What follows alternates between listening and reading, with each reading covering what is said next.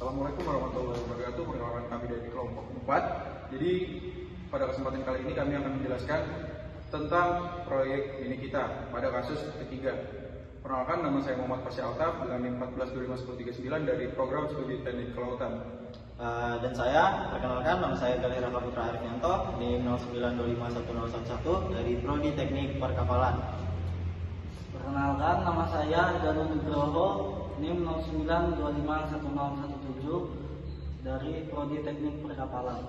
Perkenalkan, nama saya Sintia Bella Marisa, NIM 14251027 dari Teknik Kelautan. Perkenalkan, nama saya Kadir Vina Nirmala Dewi Rukmana dengan NIM 14251036 dari Prodi Teknik Kelautan. Di sini saya akan menjelaskan tentang tujuan pembelajaran dari mini proyek Matematika 1, penerapan konsep hampiran linear dan integral tertentu. Yang pertama itu tujuan pembelajarannya ada yang pertama, memahami dan menerapkan konsep hampiran linear Lx FA ditambah F aksen A buka kurung X kurang A untuk mengestimasi nilai suatu fungsi. Nah, contohnya itu misalnya kita mau menghitung akar kuadrat dari 3,999 atau akar kuadrat 37, itu kan nggak ada. Nah, jadi kita bisa tentuin yang mendekatinya, contohnya kayak akar 4 atau akar 36. Caranya buat nentuinnya itu kita bisa memperkirakannya lewat kurva.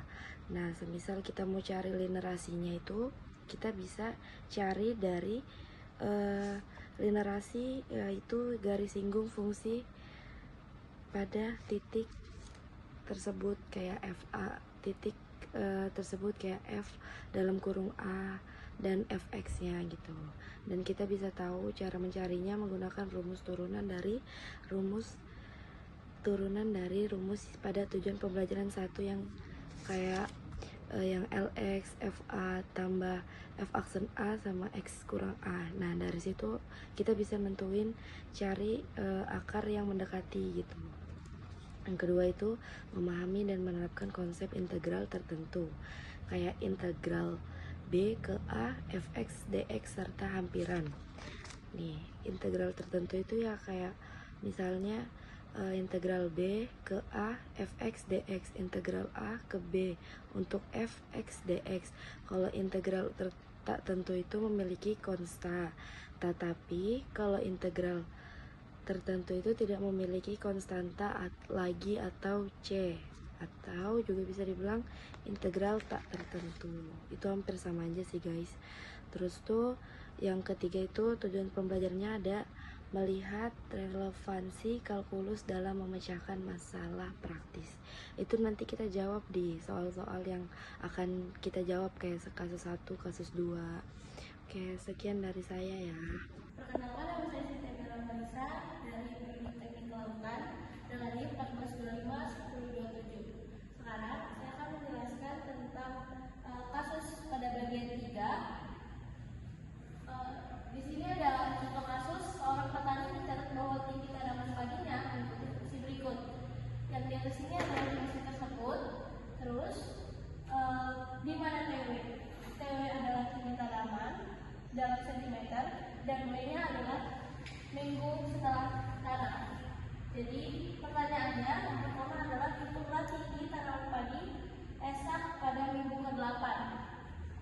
Jadi yang harus kita cari adalah W ke-8 karena W itu adalah minggu setelah tanam. Jadi yang pertama adalah kita menghitung tinggi tanaman padi tersebut. Kita bisa turunkan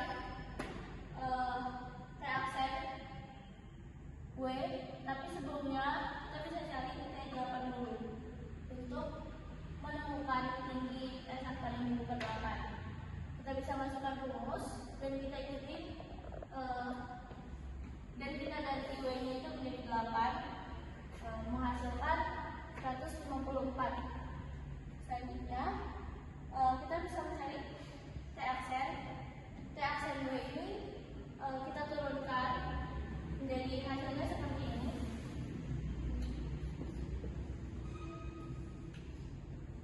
Setelah diturunkan, kita substitusikan W itu ke 8 sehingga menghasilkan angka 2. Selanjutnya kita dapat menghitung yang B, tentukan dan gunakan persamaan lampiran linear LW di sekitar titik A yang relevan untuk mengestimasi tinggi tanaman padi pada minggu ke-8.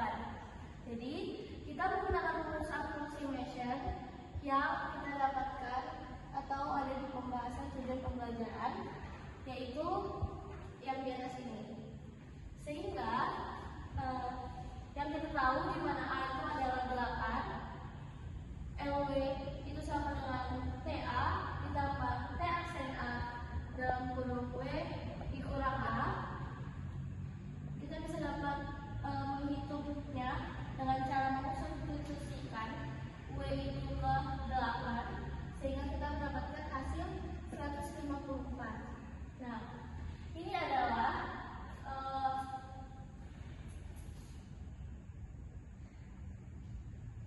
lampiran linear dari LW tersebut.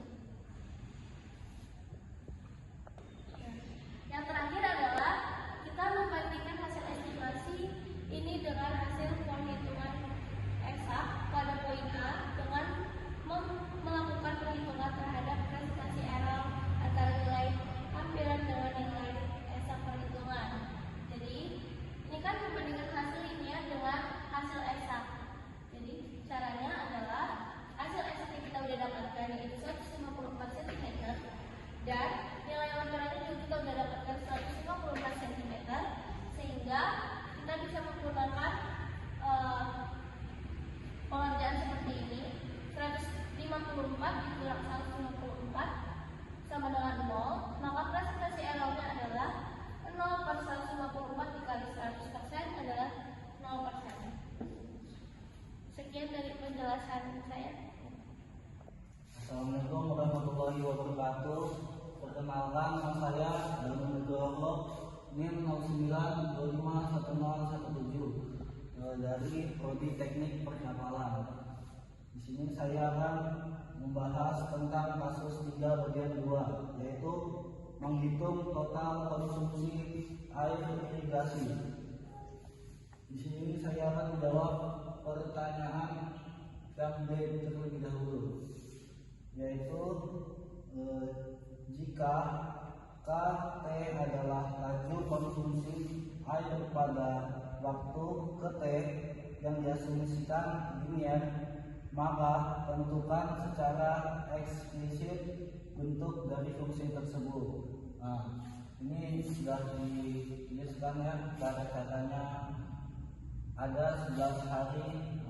Kita anggap hubungan linear dari hari 0 sampai hari 10. Gunakan titik awal dan akhir.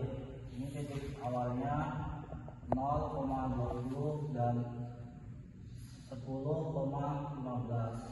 Ini kemiringannya itu M 15 dikurang 20 per 10 dikurang 0. Itu didapatkan hasilnya min 0,5. Persamaan garis ini rumusnya. Lalu kita gunakan titik 0,20. Ini 20 sama dengan min 0,5, 0 ditambah B, jadi B nya itu 20. Jadi didapatkan fungsi linear adalah KT sama dengan min 0,5 T plus 20. Perkenalkan, nama saya Galih Rangga Putra Arifianto, NIM 09251011 dari Prodi Teknik Perkapalan. Ya, saya dari kelompok 4 ingin menyimpulkan dari kasus 3 ini, yaitu pada kasus 3 ini itu adalah konsep yang dipelajari adalah integral tertentu sebagai cara untuk menghitung luas dari daerah wilayah kurva suatu fungsi. Integral ini tertentu memiliki batas bawah dan batas atas yang menentukan interval pengintegralan. Proses penyelesaian integral ini dilakukan dengan cara mencari anti turunan. yaitu seperti fungsi f x. Kemudian menghitung selisih fb sama dengan fa sesuai teorema dasar kalkulus. Pada sifat-sifat dasar integral seperti pemisahan suku, konstanta, dan penggunaan tanda negatif juga digunakan untuk mempermudah perhitungan.